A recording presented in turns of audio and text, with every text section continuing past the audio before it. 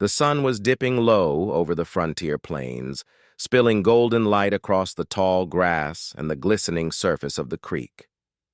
Evening was approaching, and the dusty little town nearby was growing lively with the sound of hooves, voices, and laughter. But just outside of town, in the seclusion of the riverbank, a very different sound trembled on the breeze, a woman's muffled sobs. Clara knelt low among the reeds, clutching a threadbare blanket around her trembling frame. Her face burned hot with shame, her eyes darting from the water to the open trail where any passerby might appear at any moment. She had not chosen this humiliation. It had been forced upon her by cruel hands and mocking laughter. It had happened so fast. Clara had gone down to the river that afternoon to wash her simple calico dress, the only decent garment she owned. For a poor seamstress who took odd jobs in town, it was the one dress that made her feel like a lady, the one piece of dignity she could hold on to in a world that often seemed eager to strip it from her. She had just stepped out of the water when they appeared, a group of rowdy ranch hands, already half drunk though the sun had not yet set. They spotted her immediately. Instead of turning away like decent men, they circled, laughing and jeering, their eyes sharp and cruel. One of them snatched up her drying dress before she could reach it. Another mocked her desperate attempts to cover herself. Their laughter echoed over the river as they rowed away, waving the dress in triumph as though it were a trophy from a hunt. Clara had stood frozen, shaking, the blanket she had left on the bank her only shield against complete exposure. Now, hours later, the shame clung to her like a second skin. She could not walk back to town like this. What would people say if they saw her? That she was indecent? That she invited it? The West was not kind to women without protection, and Clara had no family here, no husband, no brother to defend her. She pressed the blanket closer to her, as if she could make herself disappear. The worst part was the silence that followed. The men had left her stranded, and no one else knew she was out here. She thought about staying hidden until darkness fell, but the thought of walking through the prairie at night in such a vulnerable state terrified her even more. Every rustle in the grass made her flinch. The croak of a bullfrog or the snap of a twig in the distance sent her heart racing. Tears blurred her vision, and in her chest a single desperate plea formed. A prayer, a hope, a wish for someone, anyone, to help her. Yet when the sound of hooves came faintly down the trail, Clara's heart leapt and sank at the same time. What if it was them returning? What if another stranger saw her like this? She buried her face in her hands, whispering through sobs, "Please don't let it be them." As the sound grew closer, her fear twisted into something sharper. Desperation. She couldn't remain hidden forever, not in this state. Against her own mortification, Clara found herself raising her voice, trembling but clear enough to carry across the evening air. "Cowboy, don't look! Please help me! They stole my dress!"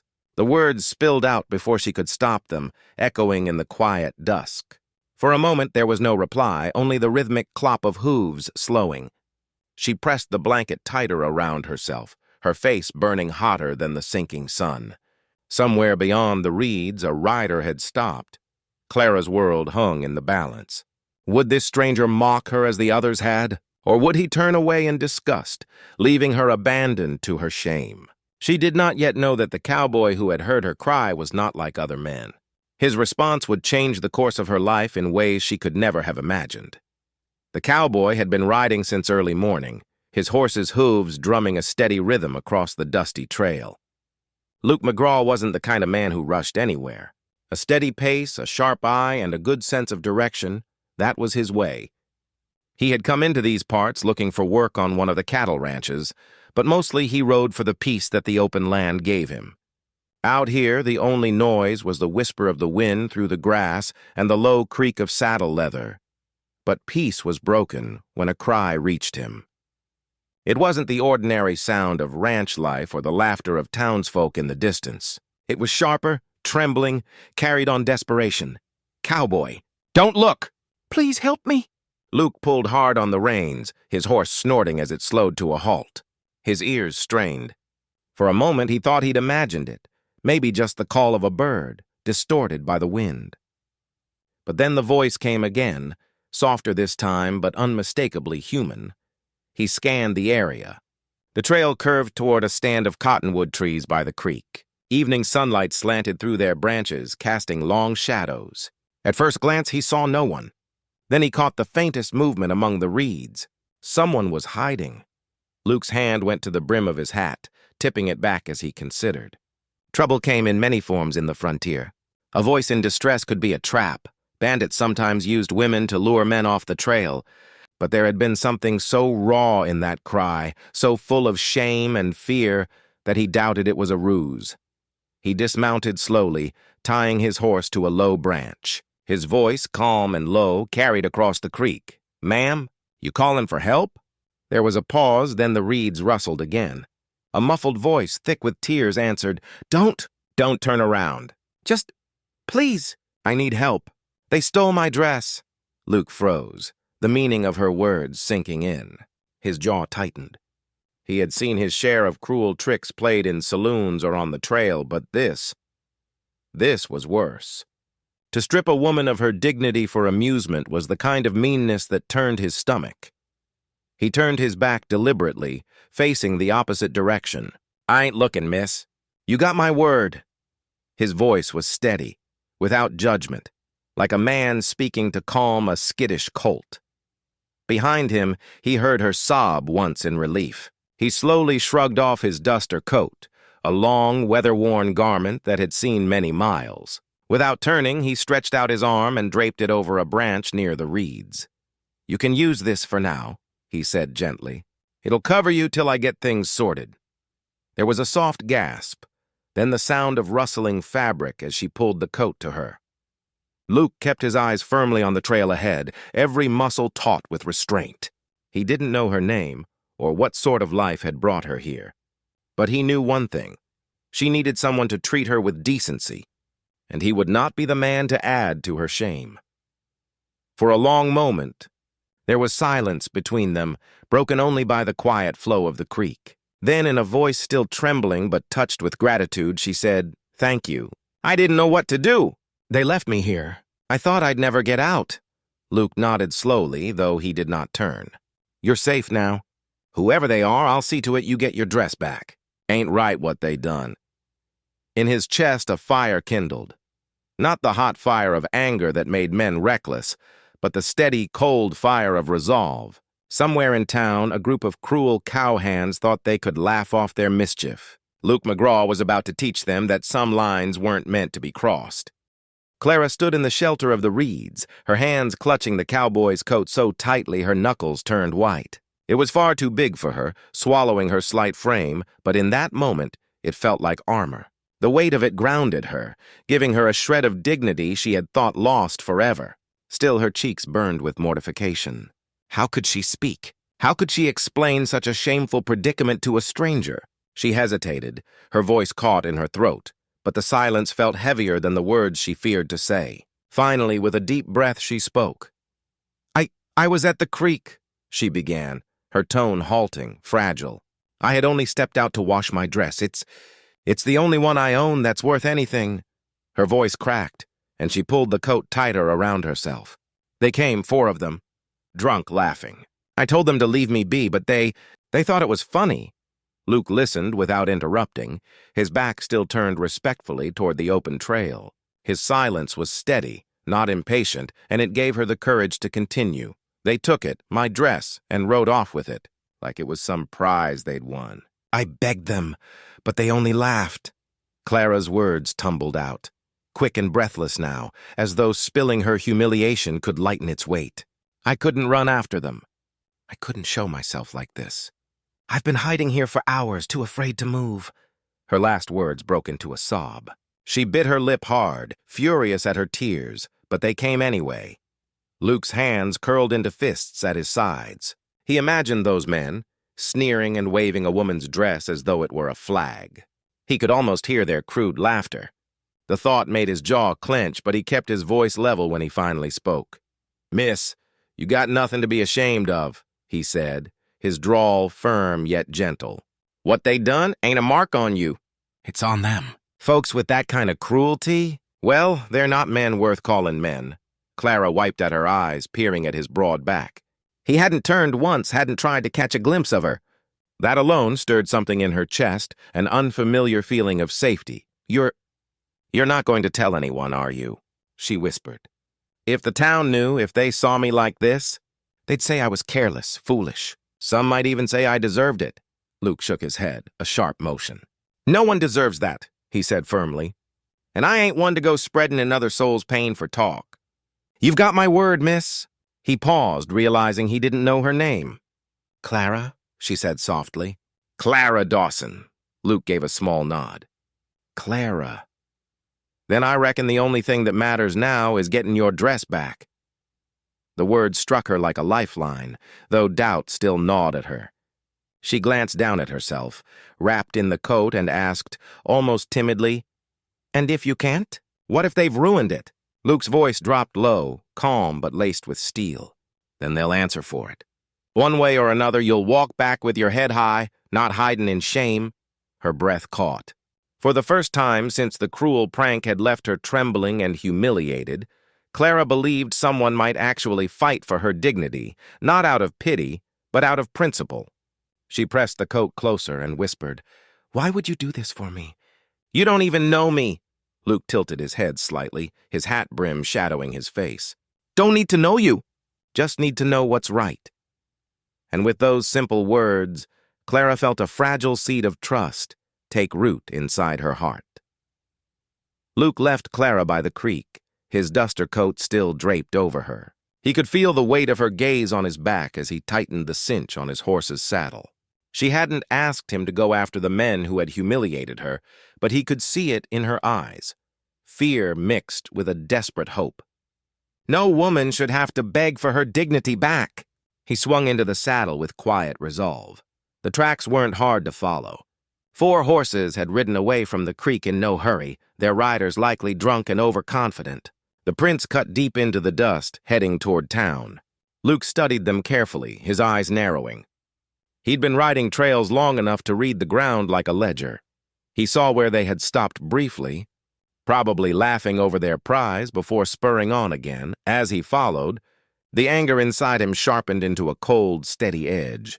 He'd seen men like that before, boys in grown bodies who thought strength came from cruelty, men who believed women were made for mockery or worse. Luke had no patience for that kind of poison. By the time he neared the outskirts of town, lanterns were flickering to life in windows, and the low murmur of evening activity drifted on the breeze. The hoofprints led him straight toward the saloon, the kind of place where laughter spilled as easily as whiskey, and where men like Clara's tormentors would be eager to brag about their mischief. Luke tied his horse outside, his movements deliberate and calm. He wasn't hot-headed. He knew a reckless man wouldn't stand a chance against 4. But he carried something more dangerous than rage, conviction. Inside, the saloon was alive with the usual chaos, piano music jangling, dice clattering across tables, and smoke hanging thick in the air. He spotted them almost immediately, seated at a corner table, loud and boisterous. One of them held up Clara's calico dress like a flag, twirling it around as his friends howled with laughter. Luke's jaw hardened. He felt his fists flex at his sides, but he forced himself to breathe slow, steady. Walking across the saloon, he drew eyes without trying. His presence carried weight, tall, broad-shouldered, with a stare that cut sharper than any knife. The ringleader noticed him first. "Well, looky here, boys," the man sneered, slapping the table. "We got ourselves a hero wandering in. Come to buy a lady's dress, cowboy." His friends erupted in laughter again, loud and cruel. Luke didn't take the bait. He stopped at their table, his voice low and even. "That dress belongs to a woman. You'll hand it over." The men blinked, then burst into renewed laughter. One leaned forward, smirking. "Or what? You gonna play house with it?" Luke's eyes never wavered. "Or I'll make sure every man in this saloon knows you for what you are. Cowards who pick on a woman because you ain't got the guts to face a real fight." The laughter faltered, just a fraction. Pride was a dangerous thing, especially in a saloon full of listening ears. The ringleader's smirk twisted into a scowl. "Big words, stranger. Maybe you ought to back 'em up." Luke's hand hovered near his holster, but his voice stayed calm. "I didn't come to kill you. Just came for the dress. Now, are you handing it over or am I taking it? The silence stretched, broken only by the piano clanging to an uneasy halt. The other men shifted in their seats, glancing between Luke's steady gaze and the weapon at his hip. They weren't afraid of a fight. They were afraid of losing face in front of a crowd. The ringleader finally slammed the dress onto the table, his glare sharp with resentment. Fine, take your prize, cowboy. But don't think this is over. Luke picked up the calico carefully, folding it with quiet respect. He didn't look back as he turned to leave. His voice carried just enough to reach their ears. It's not my prize. It's her dignity. And you boys best pray you never try that again. As he stepped back into the night, the saloon's hum slowly returned, whispers chasing him out the door. He mounted his horse, the folded dress secure in his hand. Somewhere by the creek, Clara was waiting, scared, humiliated, and alone. He would bring her back more than just a dress.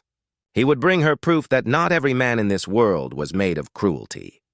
The prairie night was slowly falling, the last light draining from the sky and leaving the world in shades of silver and gray. Clara sat near the creek, her knees drawn up, Luke's coat wrapped tightly around her. She tried to steady her breathing, but her heart still raced with every whisper of wind through the tall grass. Alone, waiting, she had nothing but her thoughts to keep her company, and her thoughts were merciless. What if the cowboy never came back? She hadn't even known his name. He had ridden off into town with nothing but a promise to right what had been done to her. What if those men overpowered him? What if they laughed in his face and refused? Worse yet, what if he was just like them and decided her suffering was none of his concern? Her arms tightened around herself and a shiver of dread coursed through her. She had learned the hard way that most men couldn't be trusted. She remembered the landlord who'd raised her rent after she refused his unwelcome advances. The store owner who'd given her extra flour, then whispered that she owed him a favor. And the ranch. Hands earlier that day, who hadn't, even cared that their cruelty left her stranded and helpless. The world had always seemed eager to remind her that she was alone. A woman without family, money, or protection was nothing more than an easy target. The thought of stepping back into town, even with the cowboy's coat around her shoulders, filled her with cold terror. People didn't ask questions in places like that. They judged. They'd see her walking home disheveled, eyes red from crying, and they'd whisper, "What kind of woman loses her dress at a riverbank?" Gossip traveled faster than wildfire, and reputations could be ruined with half a story. She pressed her forehead to her knees, biting back tears. Maybe she should have run farther, into the hills away from town altogether. Maybe she should have taken her shame in silence, left the stolen dress behind, and started over in another place where no one knew her name. But deep down, Clara knew she didn't have the strength to begin again. She was tired. Tired of running, tired of proving herself, tired of living each day with the fear of what others might do to her. And yet, the cowboy's voice echoed in her memory. Calm, steady, certain. "You got nothing to be ashamed of. I'll get your dress back." The way he had turned his back, never once trying to catch a glimpse of her when she was most exposed, it had struck her deeply. Men didn't usually give respect when there was no one watching, no reputation to polish. That kind of decency came from within. Clara wanted to believe him, wanted to believe there was at least one man who meant what he said. But hope was dangerous. Hope could break you worse than cruelty ever could. She wrapped the coat tighter, as though she could shield herself not only from the cold, but from disappointment. The minutes dragged like hours. The chorus of crickets rose around her, and the moon climbed higher. Every time a horse snorted or a branch cracked in the distance, her heart jumped into her throat. She half expected those cruel cowhands to return, sneering, mocking, ready to strip her last defenses away. Fear gnawed at her, but beneath it, something else stirred, a fragile thread of longing. She longed for the cowboy to return. She longed for her dress. Yes, but more than that, she longed for proof that kindness and justice still existed in the world. If he came back, if he kept his word, maybe she could believe in people again. She lifted her head and whispered into the night, a prayer more than a plea. "Please, let him come back. Please don't let me be alone again." And as the creek rippled in the moonlight, Clara clung to the faint hope that the sound of hooves she longed to hear would soon break the silence. The saloon doors banged shut behind Luke as he stepped inside, carrying with him the cool edge of the evening air. The room was thick with cigar smoke, the clatter of dice, and the shrill tune of a piano that faltered when the crowd noticed him. He moved with a quiet purpose, his boots heavy against the worn floorboards, his hat brim casting a shadow across his eyes. In his hand, folded carefully, was Clara's calico dress, snatched from the table of the men who had mocked her. But retrieving the dress hadn't ended things. Not yet. The four cowhands stood now, forming a loose half-circle in front of him. Their pride had been pricked, and the sting of humiliation in front of the saloon crowd was more than their egos could take. Luke saw it in their eyes, the simmering anger of men too cowardly to admit they were wrong, men who would rather fight than lose face. The ringleader spat on the floor, his sneer curling like a whip. "You think you can walk in here, cowboy, take what ain't yours, and leave us sitting like fools?" Luke's voice was calm, steady as a drawn bowstring. That dress belonged to a lady. You boys shamed her. That's where you went wrong. The room had gone quiet, every patron watching with tense curiosity. Some leaned forward over poker tables, others froze halfway to bringing their mugs to their lips. No one wanted to miss what came next. The second cowhand, broader than the rest, cracked his knuckles. "Big talk for a drifter. Maybe you need a lesson in minding your own business." Luke shifted his weight slightly, his coat falling back to reveal the worn revolver at his hip. He didn't draw it, didn't need to. The sight alone was reminder enough that this wasn't a man who bluffed. If teaching lessons is what you're after, I reckon I'm ready to give one. That was all it took. The ringleader lunged first, swinging a fist. Luke sidestepped, catching the man's wrist and twisting sharply. The cry that followed silenced even the piano, the bone-deep sound of pain echoing across the saloon. Another came at him from the side, but Luke ducked low, driving his shoulder into the man's gut and sending him crashing onto a table, splintering wood and scattering cards. The other two rushed together, their boots pounding against the floor. Luke straightened, fists clenched. He wasn't wild in his movements. Every strike was measured, efficient. One man grabbed for his coat, and Luke slammed an elbow into his jaw, sending him sprawling backward. The last swung a chair, but Luke caught it mid-swing, yanking it free and tossing it aside like kindling. His fist followed, connecting square with the man's nose, blood spraying as he crumpled to the ground. The fight lasted less than a minute, but its weight hung heavy in the silence afterward. The four cowhands lay groaning or clutching their wounds, their swagger beaten out of them. Luke stood in the center, breathing hard but steady, Clara's dress still folded under his arm as if it were more valuable than gold. He looked down at the ringleader, who glared up at him through swollen eyes.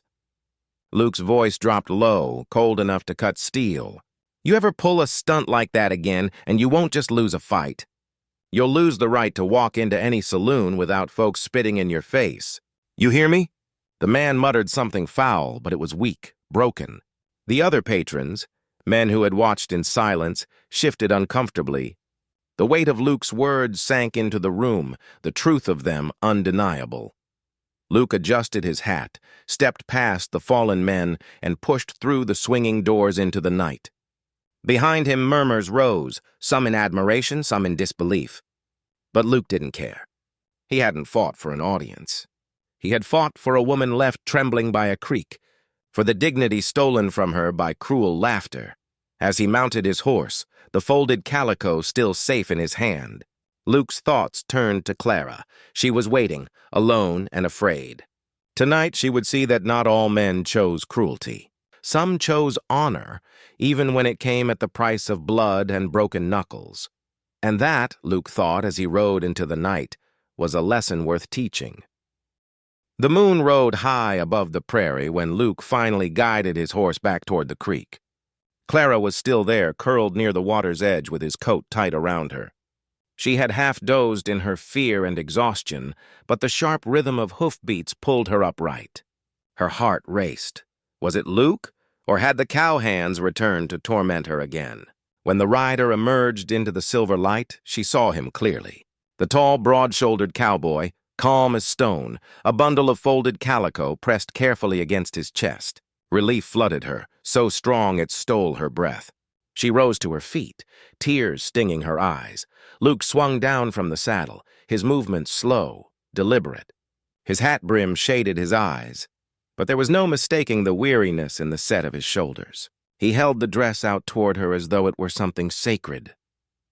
"Got it back," he said simply, not a tear on it. "Figured it best you have it before the night grew colder."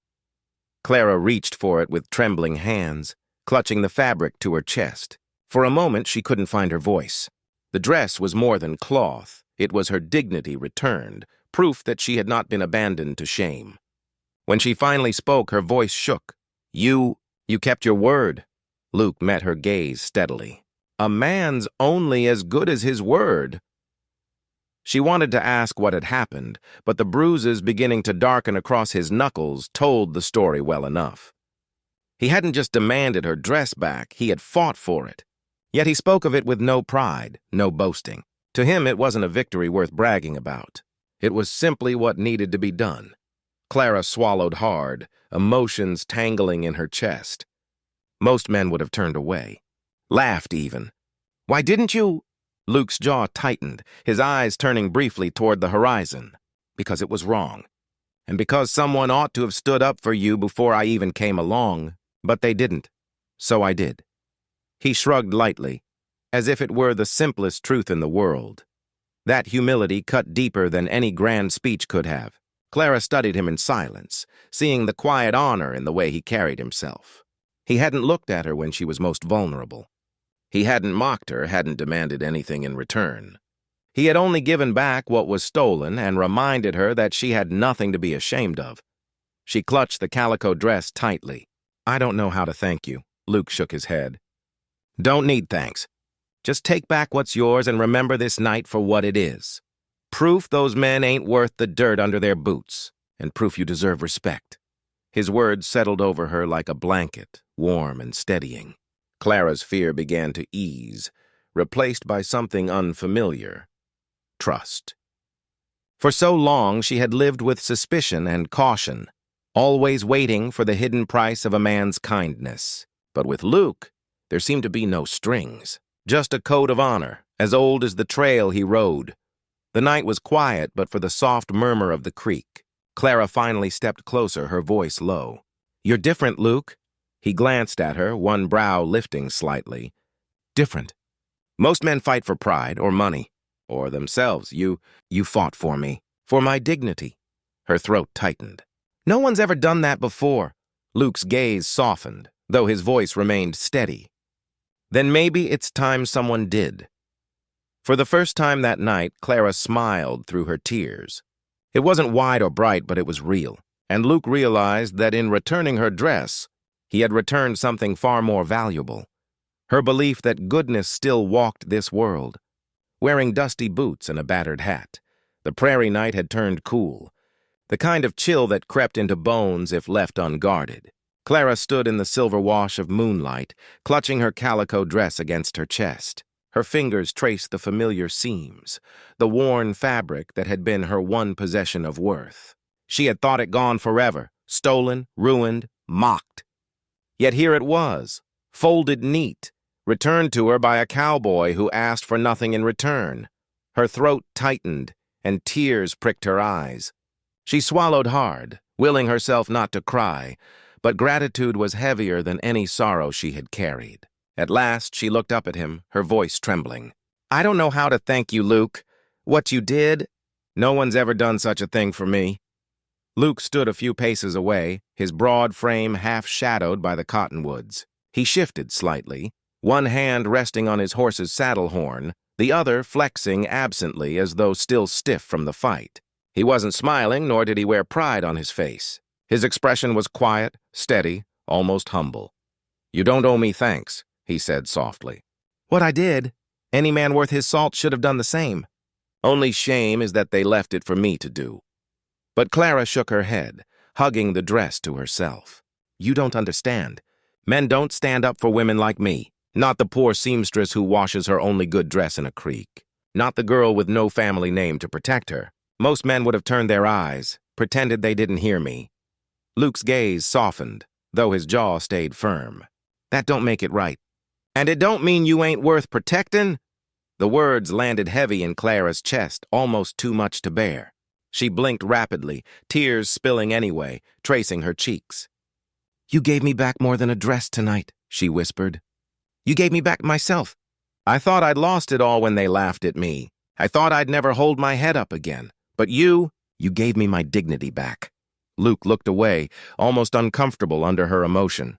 He shifted his hat lower over his eyes. "Miss Clara, you give yourself too little credit. They can't take from you what you don't let 'em. You stood tall by calling out for help when most would have hid. That took strength." Her heart swelled, both from the kindness of his words and from the simple fact that he believed them. For so long she had lived as though invisible, useful when someone needed sewing, dismissed when she needed kindness. To hear someone acknowledge her strength, her worth, it was almost overwhelming. "I wish I had something to give you," she said softly, stepping closer. "Some way to repay you." Luke met her eyes then, his steady and sure. "You don't need to give me anything. Gratitude don't come in gifts. Just promise yourself you won't let their cruelty write your story. Hold your head high, Miss Clara. That's thanks enough." Clara bit her lip, her tears turning into a fragile smile. She had expected a man like him to want a favor, a promise, perhaps even to take advantage of her vulnerability. But instead, he had only asked her to believe in herself. It was the purest request she'd ever heard. She wrapped the coat tighter around her shoulders and looked at him, her eyes shimmering. "Then I'll remember this night, Luke. I'll remember that at least one man in this world chose honor when it mattered most. And I'll carry that with me." The cowboy gave a small nod, his eyes soft but unreadable under the brim of his hat. The silence between them wasn't empty. It was full, charged with something unspoken, something neither of them dared name. For the first time since her dress had been stolen, Clara felt not like a victim, but like a woman seen, respected, and valued. Gratitude welled in her heart, not as a burden but as a light, and it was all because of the cowboy who had answered her trembling plea. "Cowboy, don't look!"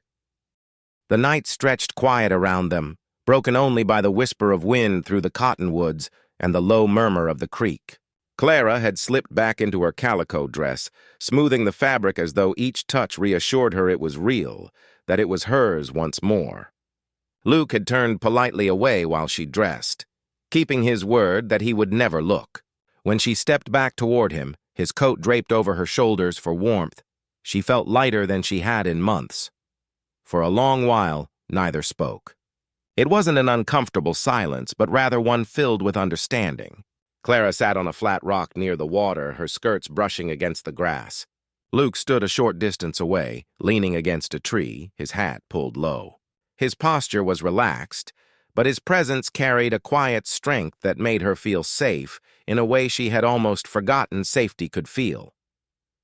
Finally, Clara broke the silence.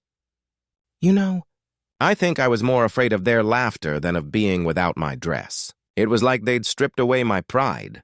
She looked down at the creek, her voice low. "I've worked so hard to make myself respectable even if I don't have much. That dress was all I had to prove it." Luke's voice came steady, thoughtful. "Respect don't come from cloth, Miss Clara. Clothes wear out. Names get forgotten. What lasts is who you are when the world tries to tear you down. And I reckon you proved yourself stronger than them men tonight." Her eyes lifted to him, soft with wonder. She had never heard such words spoken to her, never been told that her worth wasn't bound up in appearances or possessions.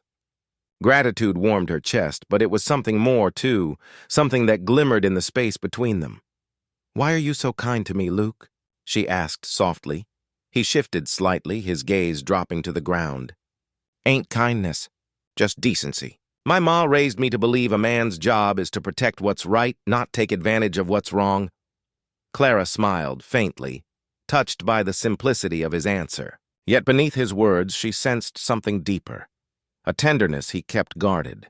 She wondered if he too carried scars of loneliness, if the long trails he rode had left him longing for something more than a saddle and the horizon, The bond between them grew in the quiet, woven not from grand gestures but from shared truth. She felt it in the way his eyes softened when he looked at her, in the way he chose his words carefully, never sharp, never careless.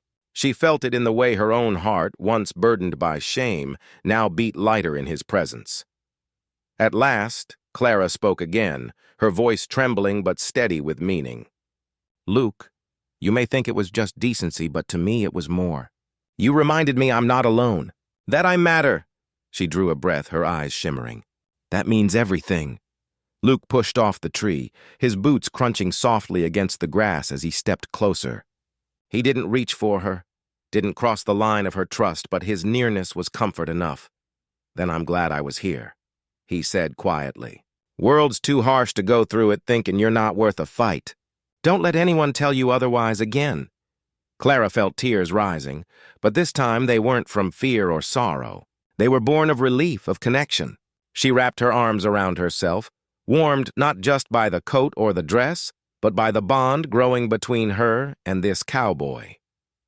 For a moment, she imagined what it might be like to always have someone like him by her side, someone who saw her not as a burden or a fool, but as a woman of worth. The thought made her heart ache with both longing and hope. The prairie night stretched on, but for Clara and Luke, time seemed to pause.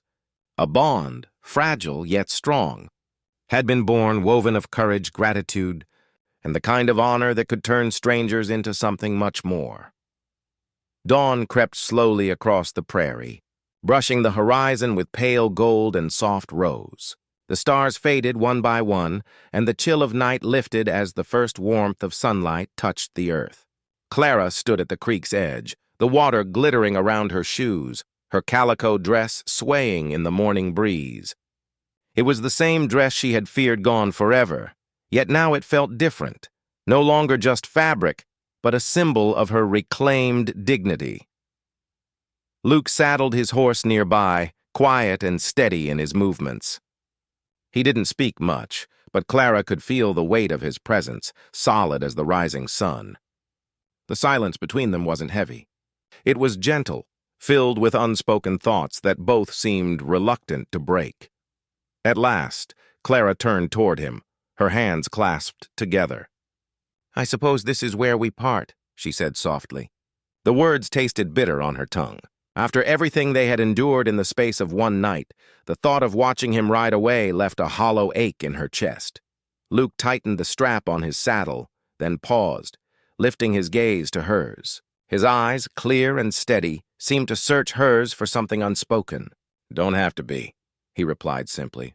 Her heart stumbled. "What do you mean?"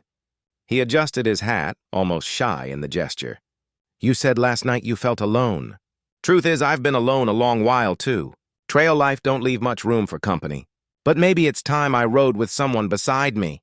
Clara's breath caught. She hadn't expected him to say it so plain, without flourish or hesitation. Yet that was Luke, steady, honest, unwilling to dress truth in fine words. It made his offer all the more real. She hesitated, fear flickering in her chest. "Luke, I don't have riches. I don't even have a proper home. All I own is this dress and my sewing needle." Luke stepped closer, the morning light catching the dust on his boots and the faint bruises on his knuckles from the night's fight. He looked down at her with a quiet smile. "Don't need riches. Don't need fine houses. A man needs honesty, kindness, and someone who will ride the storms with him. I reckon you've got more of that than most." Tears pricked Clara's eyes, but this time they weren't born of shame or sorrow. They were born of hope. She searched his face, seeing only sincerity. For so long she had believed no man would ever choose her, the poor seamstress with little more than her pride. Yet here was Luke, offering not pity but partnership. "Are you certain?" she whispered. "You don't even know all of me yet." Luke's voice came low but sure. "Then let me learn, one sunrise at a time." Her chest ached with emotion, and slowly she nodded. "Then yes, I'll ride beside you." For the first time since she'd met him, Luke's smile widened, reaching his eyes. He held out his hand, not commanding, not demanding, but offering. Clara placed her hand in his, small and trembling, but filled with resolve. His grip was firm, steady, reassuring. As the sun lifted higher, they mounted his horse together, Clara seated behind him, her arms wrapping carefully around his waist. The prairie stretched before them, vast and uncertain, but Clara no longer feared it. She no longer felt small or humiliated. She felt strong, seen, and valued. Behind them lay the laughter of cruel men, the shame of stolen cloth. Before them lay the unknown, but also the promise of something new, something tender and lasting. The horse stepped forward, hooves carrying them into the morning light. Clara rested her cheek lightly against Luke's back, her heart steady for the first time in years.